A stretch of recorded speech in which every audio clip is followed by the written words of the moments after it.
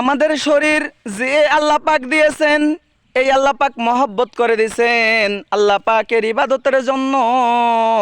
আর যদি আমরা ইবাদত না করি দুনিয়ার জমিনে, আল্লাহ পাকের এই শরীর নামক নিয়ামত নষ্ট করতে, ধ্বংস করতে সময় লাগবে না। এ দুনিয়ার মানুষ একটাবার চিন্তা করে দেখেন, আপনি দুনিয়াতে খাট, মেসে, চেয়ার, টেবিল, আলমারি, মোট কথা হইতেছে ঘর সাজাইতে যে সৌন্দর্যগুলো লাগে, এই সৌন্দর্যগুলো আপনি ঘরের তৈরি করতে পারেন। আপনার যেমন ভাঙতে, কাটতে, নষ্ট করতে সময় লাগে না। ওই মালিক তো আল্লাহ পাক, ওই মেহেরবান আল্লাহ পাক তো আমারে বানাইছে। ওই মালিকের সময় লাগবে না আপনাকে আমাকে নষ্ট করতে। কিসের জন্য আমরা গুনাহ করব? কিসের জন্য আল্লাহ পাকের বিরোধিতা করব? কিসের জন্য আল্লাহ পাকের নিয়মগুলো মানব না? না রে মানুষ না, এমন ভুল কাজ দুনিয়াতে করা যাবে না একটাও।